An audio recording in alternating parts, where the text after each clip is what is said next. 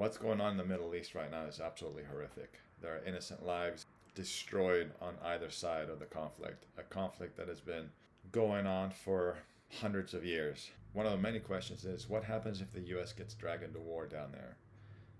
And how is that going to affect our economy? And in particular, how is that going to affect the housing market?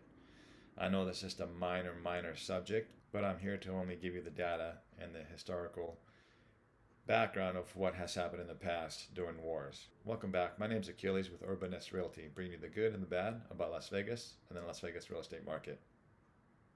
Don't forget to subscribe, hit the little bell, and as always, if you are relocating to Las Vegas or moving within Las Vegas, don't hesitate to give me a call. Let's have a chat. Today we're going to briefly talk about the conflict that's going on in the Middle East and what would happen if the U.S. gets dragged into a war down there. History has told us that during times of war, three things happen. The government starts printing money, home prices usually go up, and mortgage interest rates usually go down. Let's take a look at some of the data that I've collected so you can see for yourself. Let's start with part of this article. The end of World War II, house prices rose by 60% from 1942 to 1947. 60%. Keep that in mind. Let's take a look at the chart. And right here you have it. World War II started about 1939 and in 1945. Took a little hit, home prices went down and then shot right back up a couple of years into the war, maybe a little less, but look at that, 60% increase in home prices. You can see that in World War I a little bit.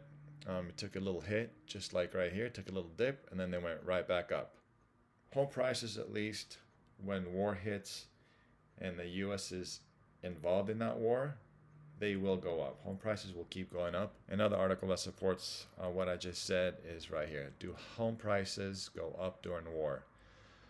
The longer the war goes on, the higher the prices will likely rise. And why is that? Well, it's because construction companies, real estate developers, and home developers will most likely increase their prices to adjust for energy costs. And that's the main reason why home prices will go up. This is another good little article that explains a little bit of what happens if the U.S. goes to war. Inflation and the national debt will increase, leading to low interest rates and inflation, potentially impacting the real estate industry with increased prices and the need for the government to print more money.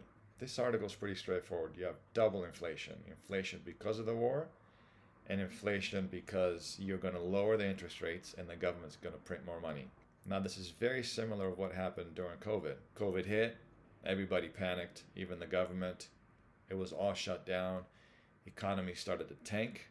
So what did the government have to do to help the economy? They printed more money. They lowered the interest rates. Right? We've had the lowest interest rates ever in the history of the U.S. during COVID. And then what also happened is home prices went up. Very similar to what has happened in the past during wartime. I hope that answers a few of your questions that you might have had about what would happen if the U.S. got dragged into war down in the Middle East. So three things are going on right now. You have what's going on in the Middle East, what's going on in Ukraine, and from what the experts are saying, the Fed will raise the interest rates a couple more times before the end of the year. So there are a lot of ifs and unknowns and uncertainty in the future for the housing market. One thing for sure, it's not going to crash. We still have low inventory, so prices will not come down. We have buyers still buying homes. So looking forward, because of the historical data, in case we end up going to war, the only question mark is what's going to happen to the interest rates. Are they going to go up or are they going to go down? They might go up for the next or to the end of the year, and then they might start dropping. And I think that's what most of you are waiting for. I hope this was insightful. And if you have any comments, I'd love to hear them.